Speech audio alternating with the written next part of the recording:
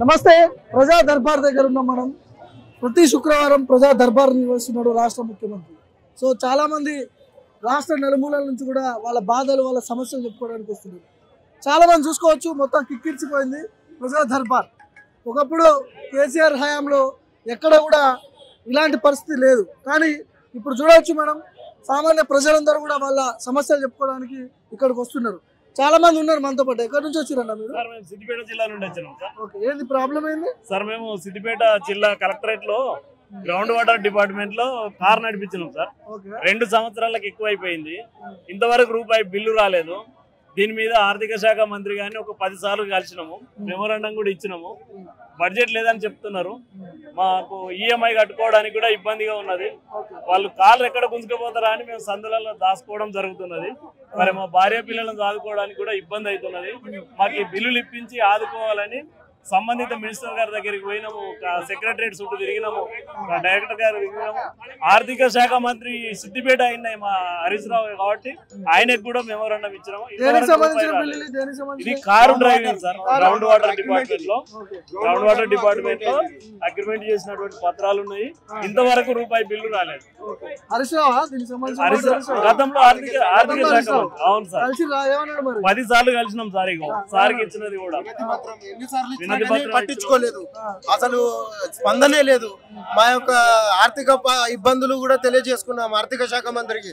Sir మా పరిస్థితి sir, మేము వెహికల్స్ నడిపించుకోలేకపోతున్నాము, ఇంత ఇబ్బంది ఉన్నది, మమ్మల్ని ఆదుకోండి సార్ అని ఒక 10 సార్లు వినతి పత్రం ఇచ్చినా కూడా మమ్మల్ని బేఖాతరు చేసిండు, మమ్మల్ని రోడ్డు మీద పడే పరిస్థితి చేసిండు. ఈ రోజు ఇచ్చినాం, దరఖాస్తు ఇచ్చినాం, సంబంధిత అధికారులకు పంపిస్తాము, వెరిఫై చేసి మీకు న్యాయం చేకూరుస్తామని చెప్తున్నారు అధికారులు. అధికారులు తీసుకున్నారు సార్, వాళ్ళ పేరు తెలియదు, అధికారులు తీసుకున్నారు. వాళ్ళకి ఇచ్చినటువంటి దరఖాస్తు పరం కూడా ఉన్నది మా దగ్గర. ఇక్కడ మెయిన్ గేట్ దాటనీయలేదు కదా సార్, ఇక్కడ నిలబడితేనే పోలీసు వాళ్ళు వెళ్ళగొట్టారు. ఈ రోజు దర్బార్ అంటే ప్రభుత్వం లోపలికి పోవడం కూడా ఒక ఆనందమైన విషయం అని ఒక ఫస్ట్ ఆఫ్ ఆల్ సంతోషం వ్యక్తం చేస్తున్నారు. నమ్మకం ఉన్నది సార్, 100%. సరే, మళ్ళీ మాట్లాడదాం. బ్రదర్ మీరు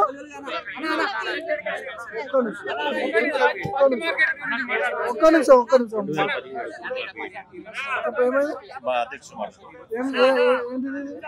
గురుకుల పీఈటీ 2010లో నోటిఫికేషన్ వచ్చింది.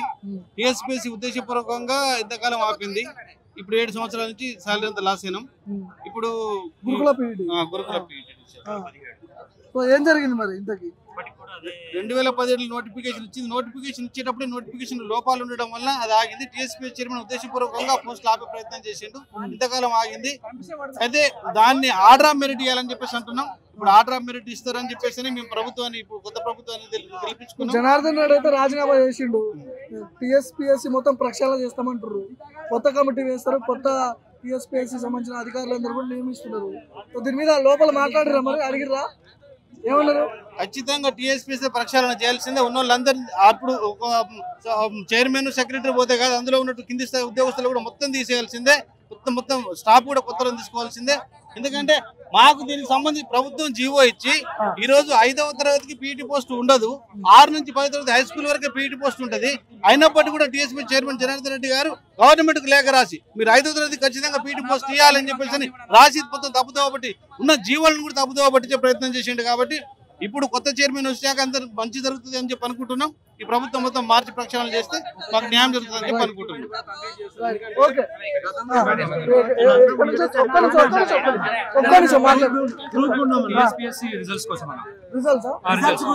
మేము అసిస్టెంట్ ఎగ్జిక్యూటివ్ ఇంజనీర్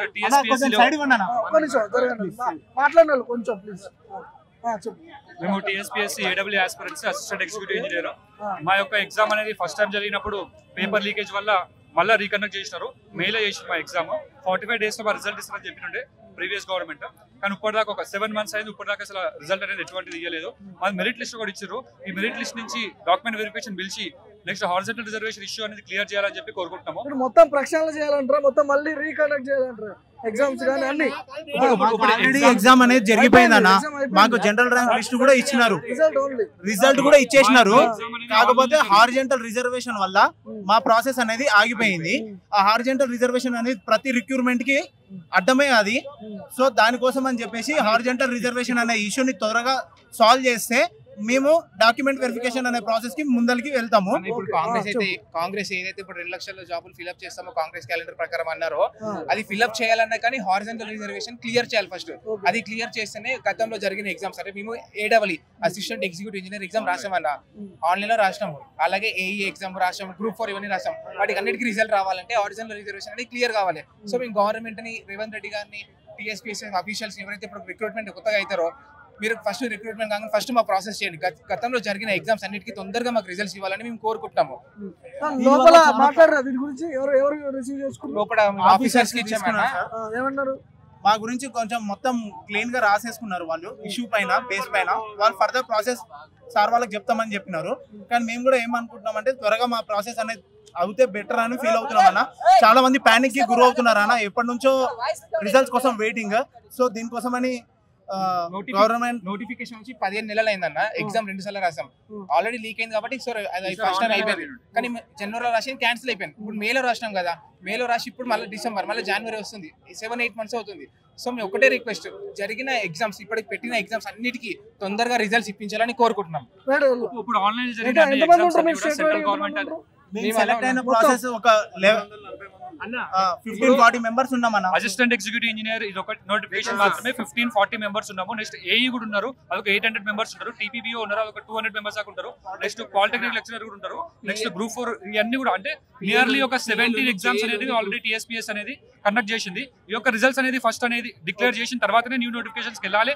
మాకు కాంగ్రెస్ ప్రభుత్వం పైన మాకు నమ్మకం కూడా ఉంది.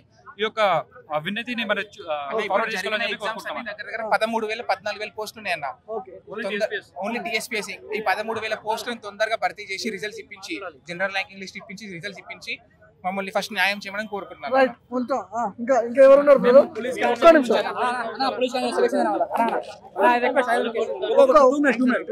ఒక్క నిమిషము మాట్లాడదాము. మేము పోలీస్ కానిస్టేబుల్ కి సెలెక్షన్ దగ్గర 16,000 మంది. సో మాకు ఒక్క నిమిషం, పోలీస్ కానిస్టేబుల్ గా ఎంపికైన అభ్యర్థులు వెంటనే పోలీస్ శిక్షణకు పంపించాలి. సివిల్ AR కానిస్టేబుల్ లో AR కానిస్టేబుల్ తో పాటు TSSP కానిస్టేబుల్ అని కూడా ఒకేసారి ట్రైనింగ్ పంపించి తెలంగాణ రాష్ట్ర నలుమూలల నుండి కూడా పోలీస్ కానిస్టేబుల్ గా ఎంపికైన అభ్యర్థులు భారీ ఎత్తున తరలిరండి. సార్ మేము పోలీస్ కానిస్టేబుల్ గా సెలెక్షన్ అయ్యాం సార్. దగ్గర 3 మంత్స్ మాకు రిజల్ట్ వచ్చి. సో ఆ 3 మంత్స్ లో మాకు మెడికల్ గానీ SB గానీ 70% అయిపోయింది. సో ఈ ఎలక్షన్ ద్వారా దానికి కొంచెం పోస్ట్ పోన్ చేయడం జరిగింది. సో ఇప్పుడు గవర్నమెంట్ అనేది కొత్త గవర్నమెంట్ ఫామ్ అయింది. సో దాని ద్వారా ఇప్పుడు కొత్త గవర్నమెంట్ ఫామ్ అయిన government next process training process speed up చేయాలి, మాకు ట్రైనింగ్ పంపించాలి. సో సివిల్ AR తో పాటు TSP కూడా ట్రైనింగ్ పంపాలని మా గవర్నమెంట్ వచ్చి దాదాపు 10 రోజులు కూడా కావట్లేదు కదా, వాళ్ళకి కూడా మనం కొంత టైం ఇవ్వాల్సిన అవసరం ఉంది. అంటే ఏమంటామంటే మనకి రేవంత్ రెడ్డి గారి గవర్నమెంట్ ఏమన్నదంటే మాకు కొత్త గవర్నమెంట్ జాబ్లు వేస్తామని చెప్పినారు కదా. అయితే మాకు ఇప్పుడు ఆన్గోయింగ్ ప్రాసెస్ అనేది కంప్లీట్ అవుతున్నాయి కదా కొత్త జాబ్లు వేసేది. సో ఆ పాసిబిలిటీ ఏ విధంగా ఉంటుంది అంటే TSSP వాళ్ళు కూడా మాతోని ట్రైనింగ్ పంపిస్తేనే ఆ పాసిబిలిటీ ఉంటుంది. ఇంకొకటి ఏంటంటే మాకు ఈ నోటిఫికేషన్ అనేది ఇప్పుడు వచ్చింది కాదు, ఏప్రిల్ 22లో వచ్చింది. ఏప్రిల్ అంటే ఇప్పటికి ఒక నెల గత ప్రభుత్వంలో వచ్చింది, ఒక 20 నెలల పైన అయింది ఇది వచ్చి. ఇప్పటికి మేము ఇంకా చాలా సఫర్ అవుతున్నాం. ఎట్లా అంటే మాకు జాబ్ వచ్చిందా రాలేదా అనే క్వశ్చన్ మాకు కూడా అంటే మా ఊర్లో అవ్వలు అమ్మమ్మలు తాతయ్యలు వాళ్ళు అడుగుతూ ఉంటారు. ఏంటంటే మీకు జాబ్ వచ్చింది కదా, ఇంకా ట్రైనింగ్కి వెళ్ళట్లేదు ఏంది, మీది కోర్టులో ఉందంట కదా, మీ జాబ్ పోయిందంట కదా, మీ జాబ్ రాలేదంట కదా.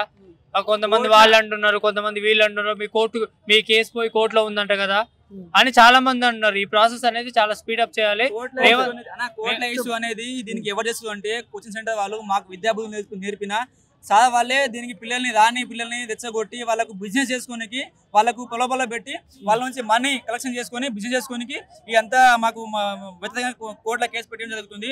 ఇవంతా ఓన్లీ ఇన్స్టిట్యూట్ వాళ్ళే సార్, మొత్తం ఇన్స్టిట్యూట్ వాళ్ళే. ఎట్లా అంటే G46 వల్ల ప్రతి ఒక్క డిస్ట్రిక్ట్ కి అందరికి న్యాయం జరుగుతుంది sir. For example Mulugu, Narayanpet, మాది నారకర్నూలు. సో ఇంత ముందు G46 లేని ద్వారా ఓన్లీ నల్గొండ, ఖమ్మము, మహబూబ్నగర్ ఈ డిస్ట్రిక్ట్ వాళ్ళే TSP లో ఉద్యోగం చేయడం జరిగింది. కానీ ఇప్పుడు ప్రతి ఒక్క డిస్ట్రిక్ట్ న్యాయం జరుగుతుంది. నారకర్నూలు 118 పోస్టులు. సో ఆ G46 లేకపోతే మాకు 118 పోస్టులు లేకపోతే సార్ వాళ్ళు కొంతమంది G46 రద్దు చేయాలి అనే అభ్యర్థులతో నేను కూడా మాట్లాడినా. వాళ్ళు చెప్పింది ఏంటంటే GO46 ద్వారా గ్రామీణ ప్రాంతాల్లో ఉన్న అభ్యర్థులకు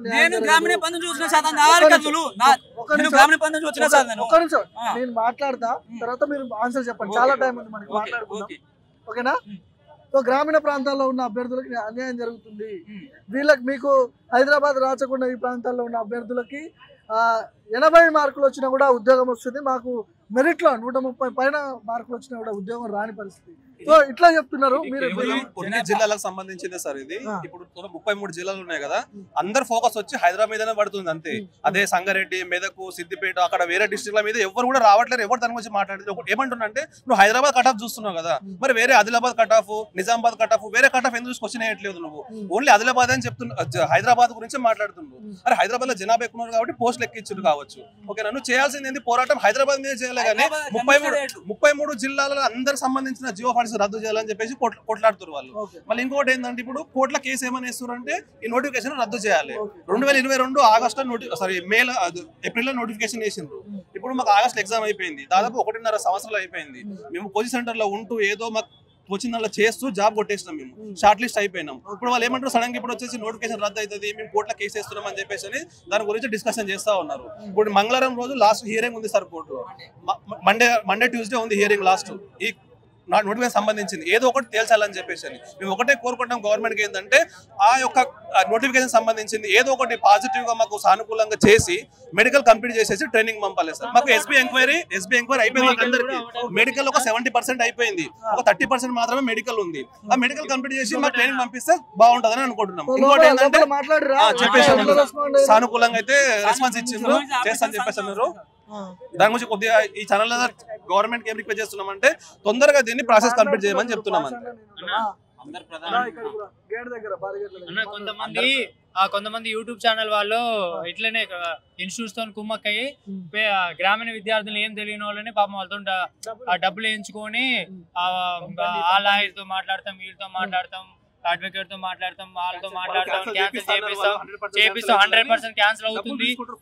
చూసుకుందాం, గూగుల్ పే నెంబర్ ఓపెన్ గా చెప్తున్నారు వాళ్ళు. వాళ్ళ మీద తప్పకుండా చర్యలు తీసుకోవాలి. లోపల కలిసిరా? ఎవరు కలిసి మిమ్మల్ని? మంత్రులు కానీ ఎమ్మెల్యేలు కానీ ఎవరైనా కలిసిరా? ఏం చెప్పారు వాళ్ళు? ఏమన్నారు? దీని మీద మా పాజిటివ్ గా స్పందించారు. దానికి కావాల్సిన మేము డిపార్ట్మెంట్ మాట్లాడతామని చెప్పారు. వాళ్ళ మీద సైబర్ క్రైమ్ పెట్టాలి సార్, సైబర్ క్రైమ్ కేసు పెట్టాలి. చాలా మంది గ్రామీణ ప్రజలు, గ్రామీణ యువత వాటి వల్ల వాళ్ళ సఫర్ అవుతున్నాయి సార్. మా కొడుకు ఇంకా వస్తుందేమో అని ఆశ, రాలేదని వాళ్ళ మైండ్ సెట్ లో లేకుండా ఇంకా వస్తుందేమో వీళ్ళ వాళ్ళ వెనకాల తిరిగితే వస్తుందేమో, అదే రాలేదనుకో నెక్స్ట్ నోటిఫికేషన్ చదువుకోకుండా వాళ్ళకి వస్తుందని వాళ్ళ మనసులో ఇంకా చాలా మందికి ఇంకా పోలేదు. అట్లాంటి యూట్యూబ్ ఛానల్ బంద్ చేయాలి. ఇట్లాంటి ఇన్స్టిట్యూట్లు ఎవరైతే వాళ్ళకి సపోర్ట్ చేస్తున్నాయో వాళ్ళు కూడా బంద్ చేయాలి. ఆ సపోర్ట్ అనేది ట్రైనింగ్ పంపించాలని ఏఆర్ తో పాటు టీఎస్ఎస్ వాళ్ళని కూడా కుదిరితే అందరూ మీరు బ్రదర్ ఎక్కడి నుంచి వచ్చి ఏంటిది ఇది? ఒక్క నిమిషం ఉండండి, చెప్పండి. ధరణి ఆపరేటర్నా? ఈ 2 సంవత్సరాలు కోట్లకు పడగలెత్తిన ధరణి ఆపరేటర్ ఎవరైనా? క్రాంతి కుమార్ అని ధరణి ఆపరేటర్ రంగారెడ్డి జిల్లాలో అమోక్ కుమార్ సార్ దగ్గర పనిచేసిండు. పనిచేసుకుంటా 2 సంవత్సరాలు 20 కోట్లకి సంపాదించిండు. ఒక ధరణి ఆపరేటర్. మా భూములు కూడా వినాయి. మా ఊర్లో చాలా భూములు కబ్జా చేసిండు. గవర్నమెంట్ భూములు, సీలింగ్ భూములు, ఇంకో 11 పేపర్ల ఇంకో ఇతని పేరు కూడా ఉన్నది చూడండి. 11 పేపర్లు ఇచ్చిర్రు. ఇంకో హైదరాబాద్ లో అపార్ట్మెంట్ లో 1 కోటి రూపాయలు పెట్టి కొన్నాడు. ఇతనికి సెంటు ఇంకో హైదరాబాద్ లో డబుల్ బెడ్రూమ్ కొన్నాడు, 1 కోటి రూపాయలు పెట్టి 2 సంవత్సరాలు. ఈ క్రాంతి కుమార్ అని ధరణి ఆపరేటర్, ఒక కలెక్టర్ కింద ధరణి ఆపరేటర్. ఇప్పుడు కసిరెడ్డి నారాయణ రెడ్డి, ఇంతకుముందు జయపాల్ యాదవ్. బీఆర్ఎస్ పాలనలో జరిగింది మొత్తం. అతని మీద చాలా కంప్లైంట్ ఇచ్చాను. 2020 నుంచి 2 సంవత్సరాల కలెక్టర్ కు ఎన్నో సార్లు పంపించాను. ఇంకా చూడండి 2021 నుంచి మొత్తం కలెక్టర్ కి ఇచ్చాను. ఎవరు పట్టించుకోలేదు. రెవెన్యూ డిపార్ట్మెంట్ కి ఇచ్చిన, కలెక్టర్ కి ఎన్నో సార్లు ఇచ్చిన, మళ్ళా సీసీఎల్ ఇచ్చిన, మన సెక్రటరీలు కూడా ఇచ్చిన. ఇప్పుడు ఇక్కడ ప్రజాదర్బానికి వచ్చాను. కలిసిన వాళ్ళు రాసుకున్నారు, పంపిస్తాం, సాల్వ్ చేస్తా అని చెప్పారు. ఇంకా చూడండి అసలు ఇతను వీడు కాదు, ఇతనికి నెల జీతం ఎంత? ఇతను 2 సంవత్సరాలు 20 కోట్లు అధికారులతో కుమ్మకాయి ప్రతి ఒక్క పేపర్లు వచ్చిందండి. ఇంకో ఏం పేరు? క్రాంతి కుమార్. క్రాంతి కుమార్ మీకు ఆపరేటర్ క్రాంతి కుమార్ ఎంత సంపాదించుంటాడు? 20 కోట్ల దాకా సంపాదించండి 2 సంవత్సరాల దాకా. ఇతని మీద ఎన్నిసార్లు 2 సంవత్సరాలు కంప్లైంట్ చేసినా ఎవరు పట్టించుకుంటారు అధికారులు. లోపల నమ్మకం ఉందా? లోపల కలిసిరా మరి? కలిసామండి, సాల్వ్ చేస్తామని చెప్పారు. ఇప్పుడు ధరణి ఆపరేటర్ ఇక్కడ ఏజెంట్ గా పనిచేసింది. ఇక్కడ బట్టి గుడుపులు ఇస్తేనే పని. ఇక్కడ ఏజెంట్ గా పనిచేసింది క్రాంతి కుమారే. ఇక్కడ ఏజెంట్ గా పనిచేసి మొత్తం బినామీగా కలెక్టర్ కు అధికారులకు బినామీగా ఉంటున్నాడు. సో జైపాల్ యాదవ్ ఉండే అప్పుడు ఎమ్మెల్యే. జైపాల్ అతని పిఏ పేరు కూడా వచ్చింది ఒక న్యూస్ పేపర్ లా. వాళ్ళంతా ఉంటది, వాళ్ళదే దందా ఉంటది. వాళ్ళ దందానే మొత్తం పాలన చేసి మొత్తం ఇతని మీద యాక్షన్ తీసుకోవాలని నేను కోరుతున్నానండి. ఎందుకంటే చాలా భూములు కబ్జా చేశాను ఉన్నాను. ఇంకో చాలా ఇచ్చాను నేను ఇతని మీద. ఇంకా రెవెన్యూ అన్ని చాలా ఇచ్చాను. దీని మీద చర్యలు తీసుకుంటామని చెప్పారు లోపల. తీసుకుంటామని రాసుకున్నారండి. అంతేనా? ఇంకా చూడండి ఇక్కడ సరే వేరే ఊర్లో కూడా కంప్లైంట్ చేశారు. వేరే ఊర్లో కంప్లైంట్ చేశారు. ఇంకా ఇవన్నీ ఇంకో ఇలా జైపాల్ యాదవ్ పిఏ కూడా ఉన్నాడు అండి. ఇలా జైపాల్ యాదవ్ పిఏ కూడా ఉన్నాడు.